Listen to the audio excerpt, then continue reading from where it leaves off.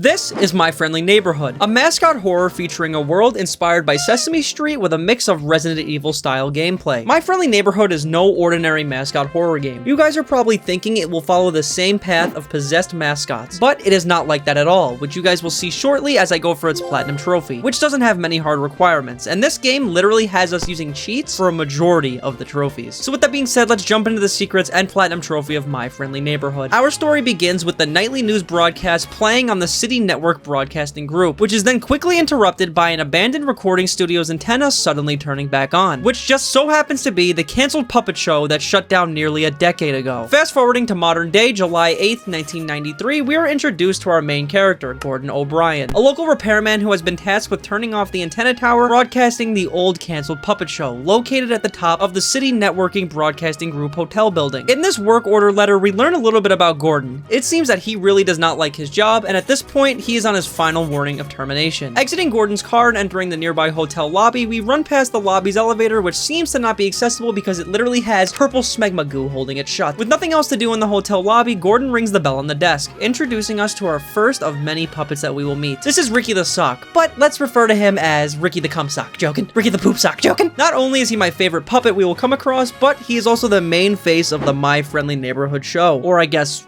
was. Now you guys are probably wondering why I keep calling these fluffy beings puppets rather than mascots, and just like I mentioned before, the faces of My Friendly Neighborhood are sentient beings, just kind of like Sesame Street. This game takes place in an alternate reality world that coexists with real humans, which is what allows the game to be a Sesame Street Resident Evil combo all in one universe. While talking to Poop Sock Ricky, he tries his hardest to convince Gordon to not shut off the antenna. As the two debate, the convo ends with Ricky throwing up a key card, and then he goes back into the hole that he came out of. Right, so we're playing as like an Italian... We're playing as like Tony Soprano, like, I'm fucking Italian, what about it, huh? Forget about it, huh? Also, I'm Italian, so nobody can call me racist, I'm Italian, so I can do that. With the key card in hand, I explore the hotel lobby more and find a medallion. I then take it outside and put it in place at a nearby entrance. I'm not sure what this does, but I imagine I'll figure it out later once I find the other half. At this point, our objective is to find a different route to the hotel roof antenna. With the key card I obtained, I head over to stage 4. Inside this area, I find a secret button, which unlocks a garage down below, containing some sweet, sweet firepower. What the hell's in here? A car? Is this the car that my dad got hit by? A mascot? Heck yeah! A sweet, sweet weapon! Heck yeah! The novelist. Oh! Loquicious. I can't read. Find the novelist. First trophy? First weapon?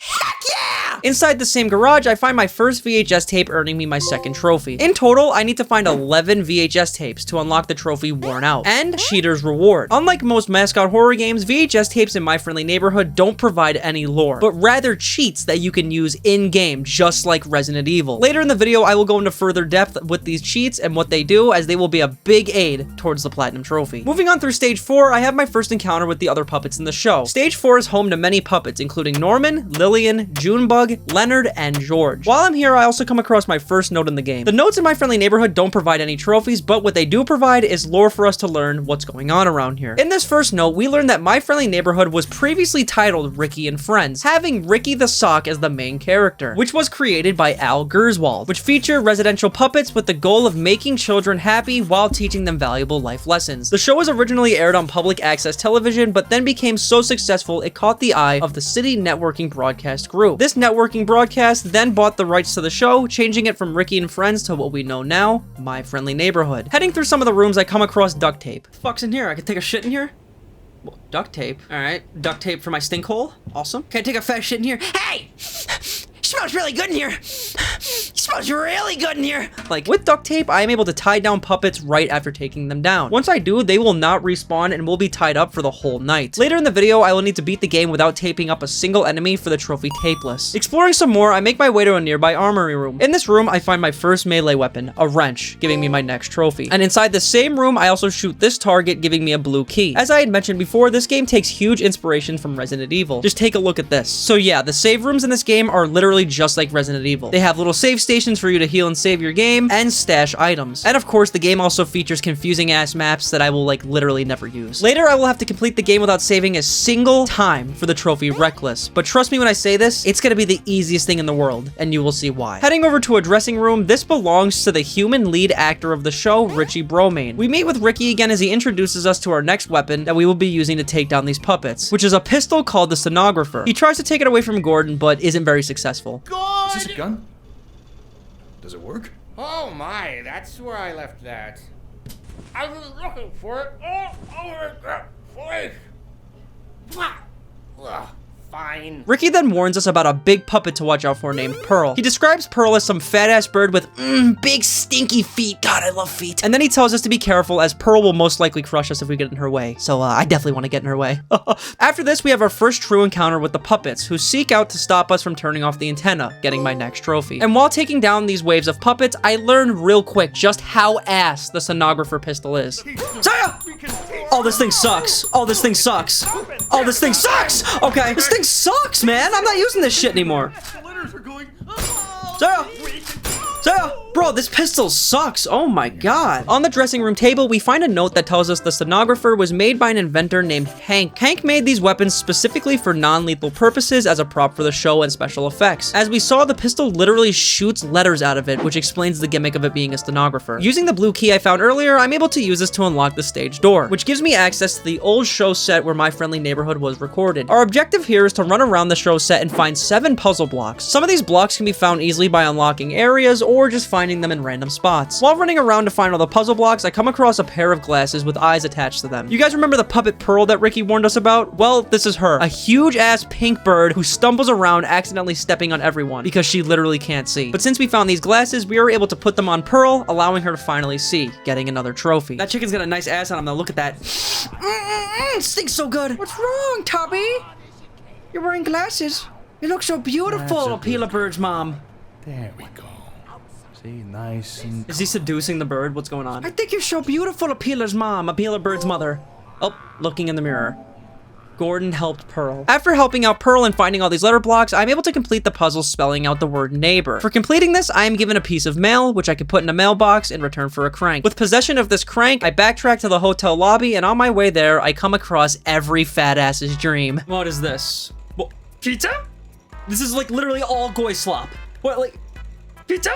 Burger? Cookies? Jello? And after making it to the hotel, I then come across snacks that Ricky left for me in the lobby, getting me my next trophy, hospitality. While I'm in this lobby, I then go to a vending machine and buy a few candy bars. Consuming 5 of these in total pops my next trophy. Does eating candy bars in the game like give me health?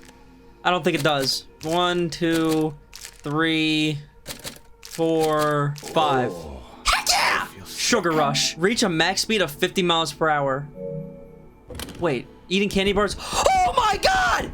I'm running so fast! With that out of the way, I see these big neon lights pointing to my next area. Inserting the crank and opening a manhole leads me to my next area, being the sewers. In here, we reconnect with Ricky the Cumsock once again, who tells us about Ray, a repairman who seems to be terrorizing the sewer system, causing more harm than good. To wrap things up, Ricky then lets us know that the only way out of here is an elevator that we need to find. While on the way, I come across a newspaper that reveals a huge event that happened in the universe of My Friendly Neighborhood. A war that happened on the northern continent. In this newspaper, we learn that the war lasted 20 years and claimed the life of around 100,000 people, ending in 1972. Now, correct me if I'm wrong, but this is quite literally the Vietnam War. The Vietnam War lasted 20 years around this exact same time, and was the very first war to be shown on TV. As a result of this, just like the Vietnam War, the way TV was viewed in the world of My Friendly Neighborhood was changed forever, changing from wholesome TV shows to rather more serious political focused news and entertainment that was overall more dark and gritty. This had a serious impact on My Friendly Neighborhood, which is unfortunate considering the show was highly rated, which we can see in many episode reviews scattered around the area. In a random locker room of the sewer, I find a random piece of metal, which I imagine will be important later. Continuing on, we finally become face to face with the failure of a repairman, Ray. It turns out that that metal piece I found in the locker earlier connects to a power source. I then use this power source to complete my next puzzle. In this room, there are 3 clocks with numbers associated with each one. And what I need to do is follow this guideline of shapes, with square being 2, triangle being -1, and circle being +6. The first clock is 3. Ah, I see now. Okay, so this is 3. So if it was 2 plus 2 is... So a square is 2, so 2 plus 2 is 4 minus 1, so it's square, square, triangle. right? After successfully adding up the shapes to equal 3, I get a punch card, and with this punch card, I'm able to bring it back to the clock, which displays the time of 3 o'clock. And then getting the next punch card for 10 o'clock and 7 o'clock. Completing all these punch cards opens the door to my next area, allowing me to descend further into the sewers, where I come across 2 secret buttons built into the wall. After clicking both buttons, I unlock a secret room with my next cheat tape. Whoa! Whoa! Hello, Mr. Rats. Whoa! And I just killed that rat. All right. I guess have a nice day, everyone. Get it? Get it? Nice day, mice day. Yeah, I'm not funny. I'm sorry. I'm a fucking piece of shit. Now, at this point, I have to find all fuses for this breaker box in order to progress through the sewers. I'm given a map to find all these lock boxes containing the fuses, as well as a key. Each fuse can be found in these random lock boxes. The map that they give you to find these lock boxes is so AIDS, so you honestly need to look up a guide for all of them like I did. After finding all the fuses, I realized I didn't pay attention to something super important. Yeah, so it turns out that there's a certain order that these fuses need to go in, and as you guys can see, whenever I got a fuse, it shows a certain icon next to it. But the issue is I didn't pay attention to it since I'm a goddamn idiot. After going back through my footage, I figured out the order of the fuses, which is this leaf thing followed by a diamond heart, and then whatever the fuck this is opens my next area containing a pair of bolt cutters. These bolt cutters let me cut the chain off a locked door that's deep within the sewer system hallway containing my last cheat tape needed for the trophy Worn Out. With that tape collected, I head up the stairs and find the elevator Ricky was talking about. Entering the elevator and going up brings me to My Friendly Neighborhood studio offices. Advancing through the offices, I come across another new addition to my arsenal. And everyone's dead like my father. My father's friend, my father's brother, my old dog. Joking? What the hell's this? The punctuation. A powerful oh, it's a grenade? Hell yeah! The punctuation is a grenade that was invented by the same person who made the stenographer Hank. Originally, he was going to name these grenades the Interrobang, but ultimately decided to stick with the punctuation. While going around a theater, I find a pink mask. Not sure what this is for, but I assume that we're gonna find out soon. Velvet mask. What the hell? Oh, God! Wait, grenade! Grenade! Grenade! Fuck out of here. Dude, those things are good. Deeper into the offices, I come across a set of new mini hand puppets. Who's this fat fuck? Who's this, Miss Piggy? Like, their names are Handy, Randy, and Pig. And they basically just latch onto the walls and try to jump on your face and rip your Johnson off with their stinky assholes. Joking. But they are super easy to take down, only requiring 1 shot from the stenographer. Ending up in a game room, we come across the puppet Norman playing a board game. Our objective here is to get from the start of the board to the end of it, which will give us a red diamond key in return. The way that this game works is simple. You are dealt a hand of cards, and each card has a amount of moves. The first card I picked up was 3, which moved me to Junebug's spot on the board. On the left side of the board, it tells me that if I land on Junebug, I need to play the top card of my deck, meaning I had to pull a new card, kinda like Uno, but for some reason, I thought this meant that you had to play the top of my deck of cards. Immediately play the top card of the deck. Oh, so I have to play the biggest one. You can't do that. What said to? As you guys can see, a result of messing up had Norman slap me like Chris Brown when he beat the fuck out of Rihanna back in 09. And as a result of this, I had to restart the board game from the beginning, which wasn't an issue because the last 2 puppet rules I had to make sure of was Leonard. If I land on him, I can only play the 1 card. And if I land on this green guy named Goblet, I lose. But since I'm the GOAT, this was not an issue for me. We gotta do a 1 and hope I don't land on the green. Please, mister! Don't give me a 1. Heck yeah! Easiest game ever. Who's the king? Me! With this diamond key, I unlock a door, giving me access to a projector reel. Plopping one in and playing it reveals a new friend we've never seen before. Third film. Whoa. Who is that? Whoa. Jumbo Josh? Is that you? This fat-ass green boy is named Goblet. It seems there are multiple projectors for reals, so I'm assuming at this point I need to go find the others. On the way, I come across another mask. Still not sure what they do, and then I come face to face with that fat-ass green monster for the first time. What is that? Whoa! Hey! I gotta get the fuck out of here! Oh shit! Whoa! Where did he just ran into the wall? Where did he? Oh shit. Dumbass. What a dumbass. After finding yet another mask, I use the red diamond key we got earlier from the board game to collect the last mask. I quickly find out that these masks are used in a statue room of each puppet, and we need to match each mask with the corresponding puppet. Nearby, there's a sign that tells us what masks belong to what puppet based on their emotion. Norman had a bad day, so he gets the blue mask. Junebug had a good day, so she gets the yellow mask. Lillian found a big mouse, so she gets the pink mask. And George got cut off by some dick in traffic, probably a New York driver. Everyone in New York doesn't know how to fucking drive, so he gets the red mask. mask. Successfully putting each mask on the puppet statues reward me with a set of dice. Tracking back through the sewer basement, I unlock yet another red diamond door that contains my second projector reel. In the same bathroom, I head over to the showers where I love to purposely drop the soap and find a pump piece. Going back over to the game room, I take the dice I was given to complete a confusing ass puzzle. So basically, inside this safe, I need to correctly mirror the dice to put in each spot. To get them to line up correctly, instead of putting 3 in the first slot, I need to put 4 because that correctly mirrors it as 3 inside the safe. On the top row of the safe, it ends up being 4, 1, and 6, followed by 2, 5, and 4 in the second row, and then the last row is 3, 1, and 6. And inside this safe contains a hydrogen tank. I know we keep getting random items, but trust me, they are all stuff needed in order to progress. Heading back up to the film room, I insert our second reel founded earlier into a projector, which plays some sad footage of the war. When Goblet, the green fat-ass idiot, is shown footage of the war on the theater TV, she becomes extremely sad. But don't worry, we will be back to go console her and make sure she's okay. But before we can do that, I head over to a broken elevator that needs fixing with the hydrogen tank that we found. And before riding up the elevator, I come across another newspaper about the war that was going on for many years. It seems this note really speaks on the emotional state of the world. In the note, it mentions how everyone who left to fight in the war came home feeling like murderers, which led to everyone just having a bad taste in their mouth, feeling depressed, unable to focus on anything positive. Going on the elevator that we fixed brings Gordon up to a new office. This is the office of the creator of the show. In his office, I find the front door key, which will be used to leave the office building. But before we can leave, there is one small issue I need to handle. Whoa! What the fuck was that? Boss fight! Get the hell out of here! Okay, I imagine I gotta shoot him in his eyeball. Get the hell out of here, jackass! Ah! Wait, I'm gonna throw a grenade at him. Get the fuck out of here! Boom! Boom! Hey, you little minions! Get out of here! Get the hell out of here! Get out of here! Whoa, was that it? Whoa. Whoa. Get out of here! Whoa. And that was it. Yeah! Yeah! Wow. He was easy to take down. Like, he died faster than my father. Oh, a breath of fresh air.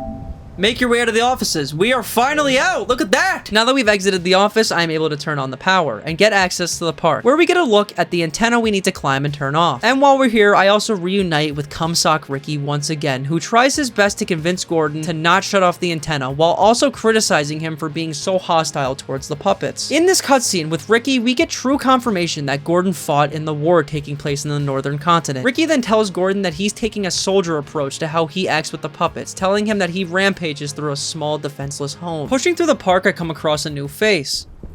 Whoa, was that Chewy? Chewy? Chewy, was that Chewy? Crowley? Crowley's in the game? Chewy, Bubbles? Bubbles and Crowley, they're in the game? Well, what was that? Chewy's in the game? Chewy! Where'd Chewy go? Yeah, so it seems like Chewy the dog has been added to the game. At the far end of the park, I get to what seems like an actor's mobile home on set. In here, I come across a newspaper from the City Tribune that really goes in depth about how bad this war was. And this newspaper right here is probably what has affected Gordon so bad. According to this letter, during an operation during the war, a platoon filled with soldiers were trapped in a mine that collapsed. But one soldier named Joshua was able to prevent it from crushing his fellow soldiers, which unfortunately ended up crushing him, just like how my father was crushed by a multi-ton vehicle. Everyone drop an F in the comments for Joshua.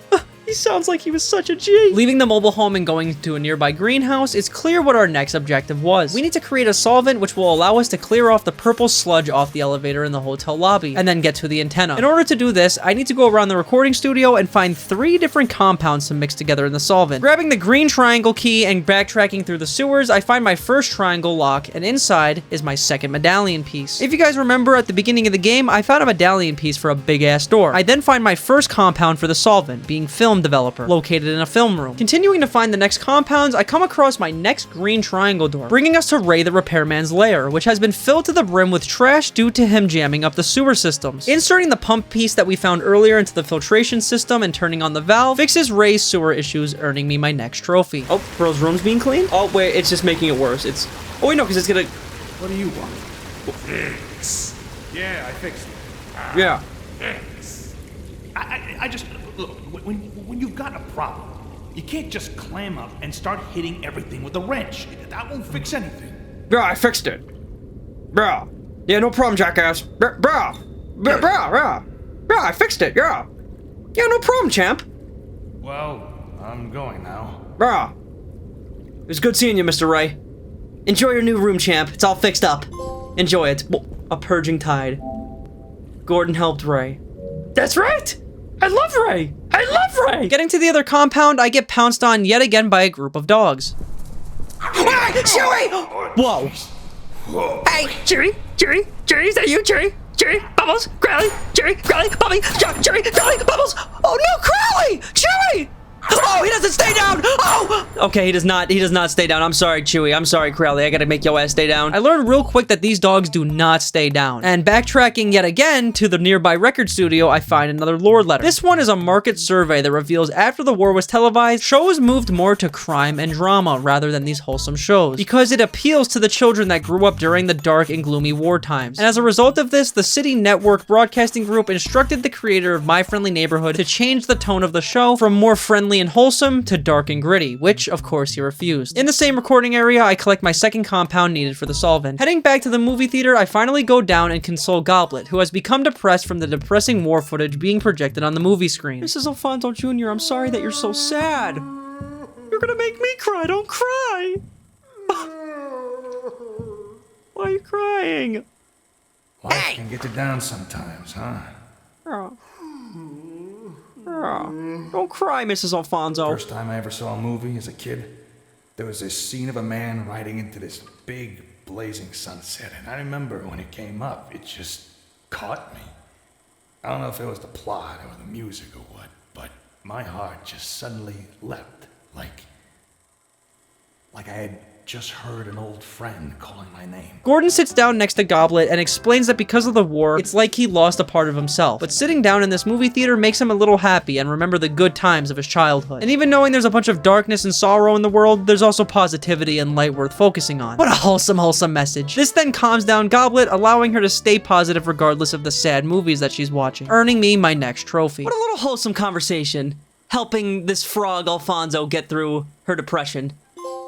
Oh, a star of light. Gordon helped I can't read. Now that Goblet has calmed down, it's time to help those fat-ass dogs who kept pouncing on me, like how my father pounced into that car. To do that, I head over to this Avery building, put in the other medallion piece, and get access to a courtyard with a bag of dog food. Dog food. Dog chow? Jerry? Really? Bringing this bag of chewy smegma bits back to the greenhouse area, I'm able to fill up these dog bowls that are located, and filling them up calms down the dogs, getting me my 13th trophy. So we have Chewy, Bubbles, and Crowley. Here's your food. Oh, I'm gonna ring this. Come on, Chewy! Come on, Crowley! Come on, Bubbles! Come on, guys! Come on, it's feeding time! Come on, Chewy! Come on, Bubbles! Come on, Crowley! Oh, there's Crowley, and there's Bubbles, and Chewy in the middle. Nom nom nom! Nom nom nom nom nom! Nom nom nom nom nom! Nom nom nom! Yeah, you guys like the food? Yeah, you guys like it? See, Yeah, good. Yeah, good fucked up little doggies. Yeah, good. Good job, Crowley. Good job, Chewy. See you later, Bubbles. Oh, a dog's best friend. Help Chewy, Crowley, and Bubbles. After locating the last compound, I mix them all up in the greenhouse and melt the purple foreskin dick cheese off the hotel lobby elevator. Hopping on the elevator, I am brought to an area made entirely out of cardboard and crayons. Our objective here is to find a couple puzzle pieces. To find the first puzzle piece, I head through this blue cardboard door, hop on the cardboard computer, and head to the camera system, which opens something in another room. I then head over to the cardboard kitchen where I need to follow the recipes on this cardboard board. Yeah, cardboard board. Yeah. The first thing I do is take tomato, cans, and a carton of milk. I then take the cans to the stove and turn it on, which turns it into a soup. I then chop up the tomato, which turns it into ketchup. Don't know how the fuck that works, but okay. And with the milk carton, I put it in the microwave. Wait a few seconds, and then that shit turns into a sweet cube of smegma. I then put the ketchup in the microwave, which turns it into hot sauce. Guess that makes sense. And then I take the cheese over to the table, chop it up, which somehow turns it into a banana. Like, alright, I guess. Putting all three of these into a fridge magically turns it into a purple key. Using this cardboard key, I am able to swap it out with the real one. And now finally that we have the proper purple key, I am able to go and get all 4 puzzle pieces needed. Successfully placing these in the puzzle turns the lights on where we meet the stupidest fucking character in this whole game. He looks like a fucked up version of Grimace. You didn't start playing on the piano like that. My ears. Yeah. Tony Soprano's ears were gonna bleed. Forget about it, huh? No. I beg your pardon? I can't read music. Get off me! And he's forcing me to play. Okay. He's forcing me to play. He starts playing Runaway. Dun, dun, dun, dun, dun, dun, dun, dun. Yeah! I like this guy. I like this purple idiot. Yeah! Yeah!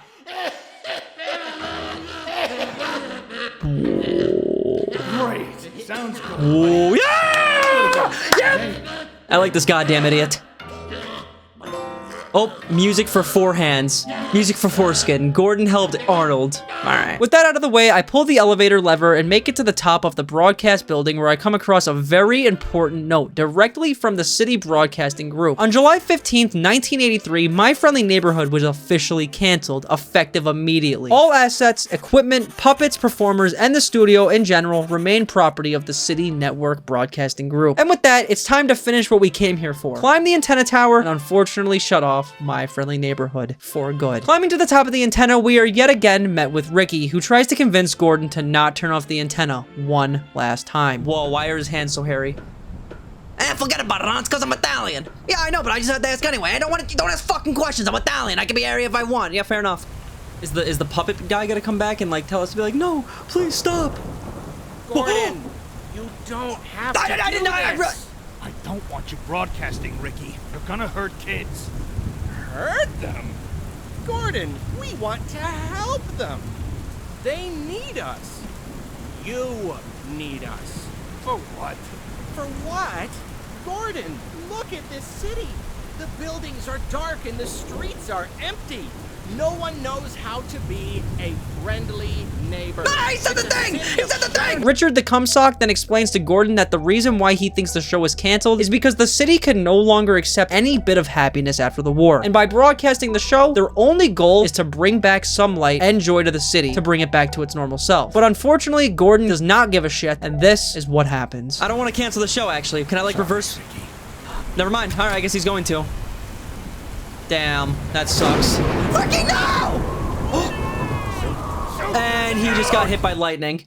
After attempting to turn off the antenna, Gordon is struck by lightning but lands on a bag of trash in the abandoned set below the original studio. How? Oh. Ow, my balls! Ow, my balls! Okay. But then he stands up and he's fine. Like, how? Ow, my balls! How do you survive that? And while down here, this happens. What the?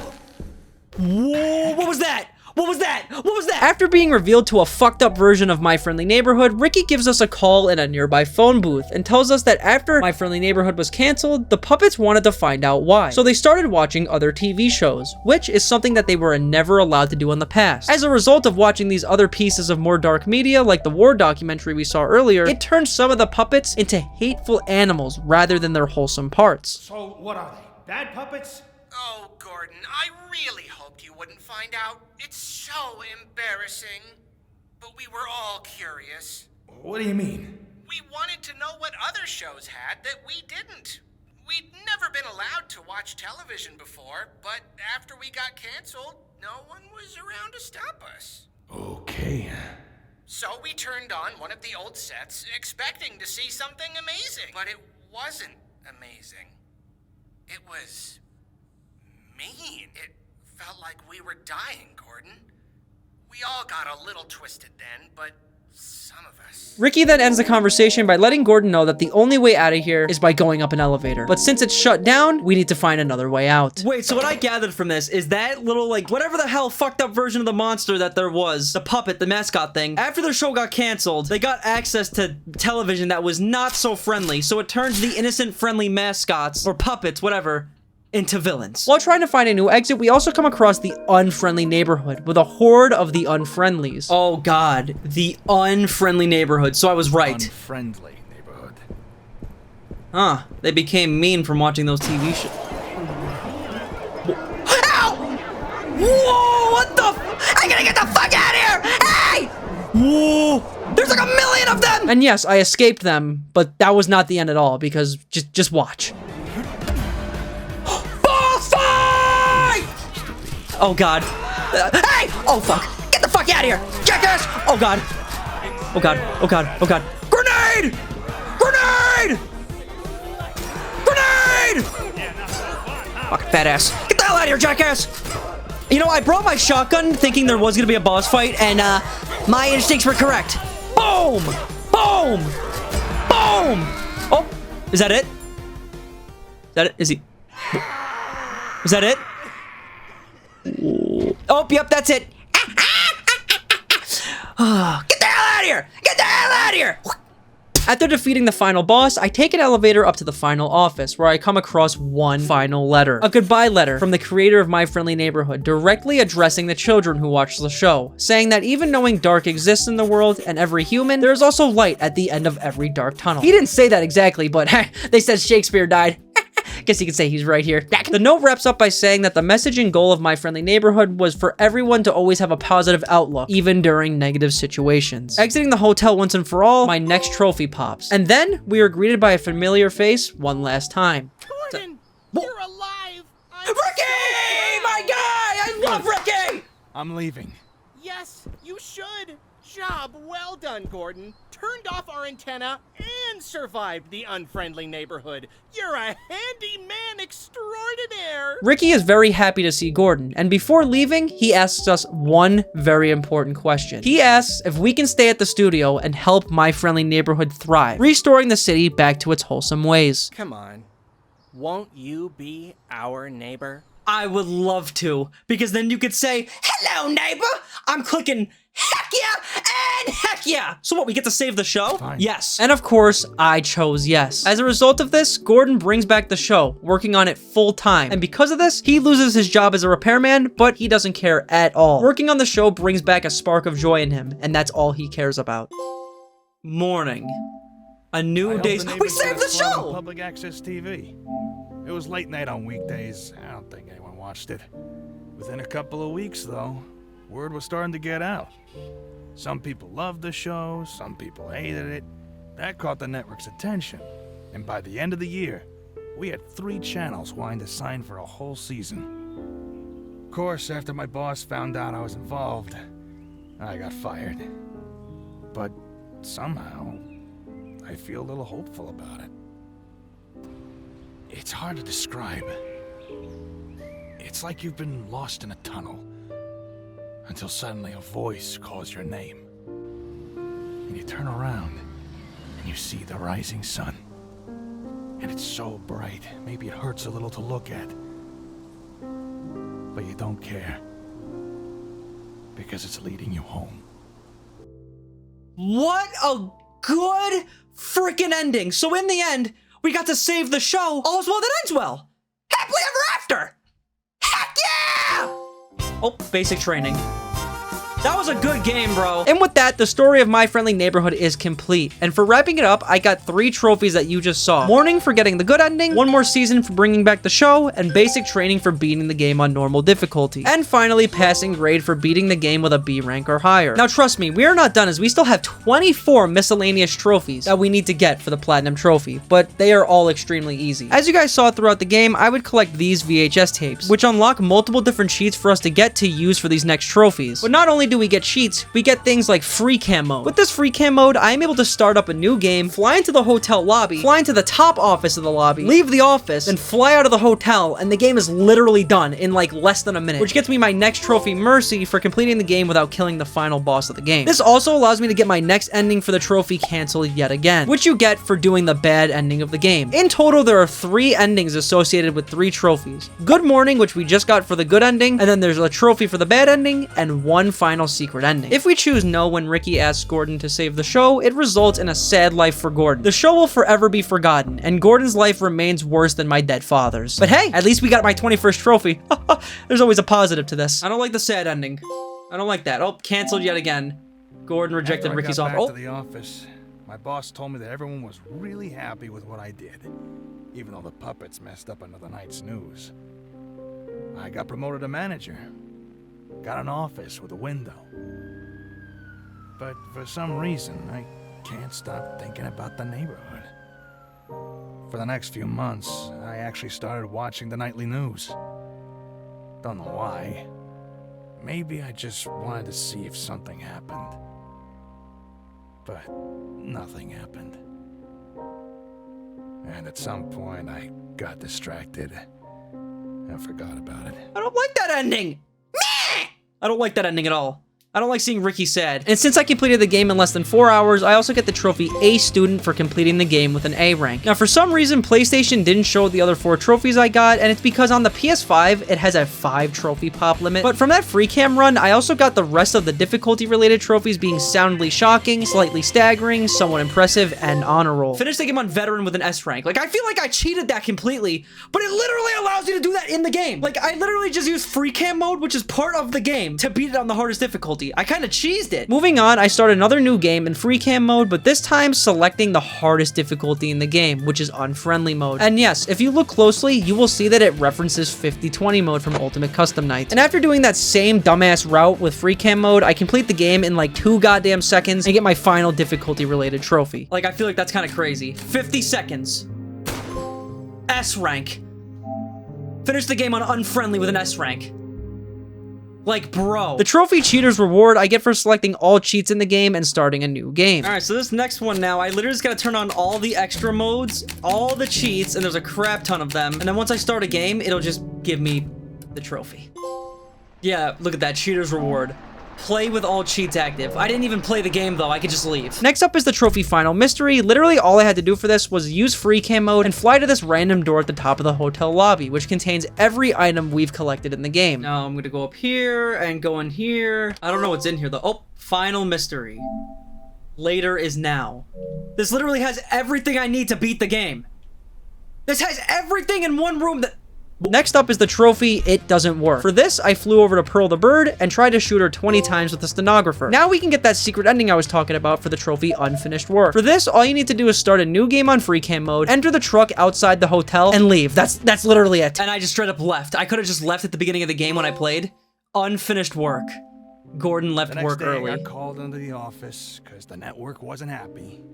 Wanted to know why I hadn't finished the job. After a big, long fight, I got fired. I'm fine with that. I'd rather be unemployed than have to go back there. But for the next few months, I actually started watching the nightly news. I don't know why. Maybe I just wanted to see what happened. But nothing happened.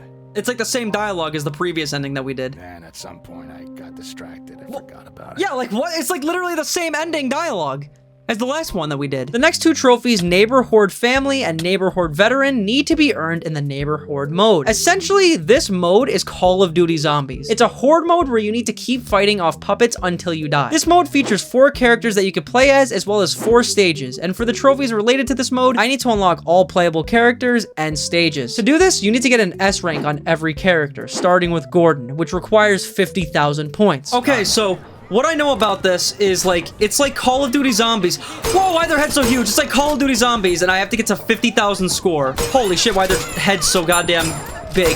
Get the hell out of here!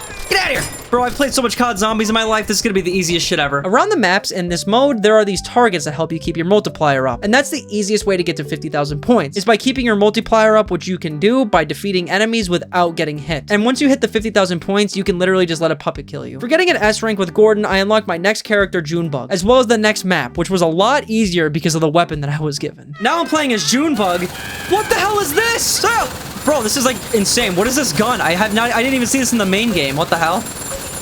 No. And since I have infinite ammo, bro, it's like I'm just never running out. Another easy way to get through these modes is by using cheats. For this mode, I like to use infinite ammo, big heads, speedy Gordon, and triple enemies, so they will all spawn in faster. Mama, I'm a criminal. Holy shit! Bosses!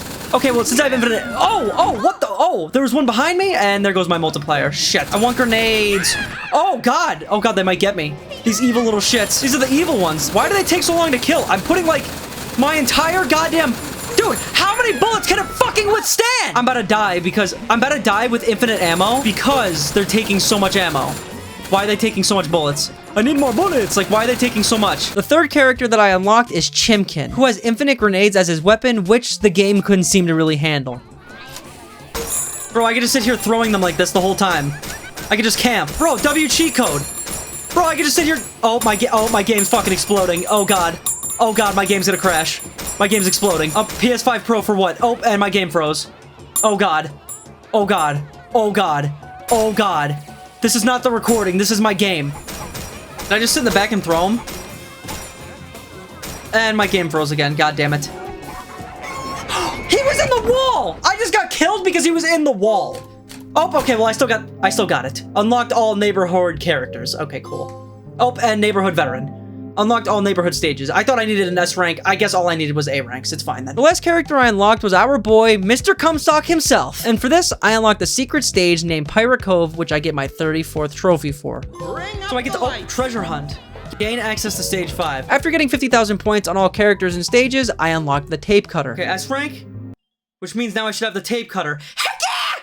Now we can get the rest of these trophies and get the platinum. With this tape cutter, I'm able to start up a new game on the hardest difficulty. Head over to the dressing room and unlock this previously shut closet. This key unlocks the door that I showed you guys before with all the items. While I'm in here, I grab the red diamond key, all puzzle pieces, and then all solvent compounds. Then it's just as simple as playing the rest of the game with these items, beat the game, and then this gives me the following trophies. First mission for beating the game on survival or higher, war hero for beating the game on veteran or higher, commando for beating the game on the hardest difficulty, streamlined for finish the game without opening the tool chest, reckless for finishing the game without saving, tapeless for finishing the game without using duct tape, simplicity for finishing the game with only using the stenographer, and finally survivor for finishing the game without healing, which wouldn't have been an issue either way because if I had to replay the whole game, I would have just used the infinite health cheat. And all that's left to finally platinum My Friendly Neighborhood is the trophy Pure Rhetorical Power. For this, I need to find the minigun that we were using earlier as Junebug. All you need to do for this is go to the neighborhood mode, select Pirate Cove, and then find 3 diamonds on the map, which include a red diamond, a green diamond, and finally a purple diamond. Then all you need to simply do is take all 3 of these diamonds to a hidden chest within Pirate Cove, place them in, and that is it. So let's finally get the platinum trophy for My Friendly Neighborhood. And there we go. The secret weapon! The minigun from earlier. Well, there it is. Pure Rhetorical Power. I can't read. And platinum, platinum, platinum, platinum, platinum, platinum. Yay! I don't know why it took so long to pop. Taste my dust! And with that, My Friendly Neighborhood has been platinum. A simple but fun twist on a typical mascot horror. Let me know what you guys thought about this game and tell me what you guys want to see next. I'll see you in the next video. Bye bye, nerds.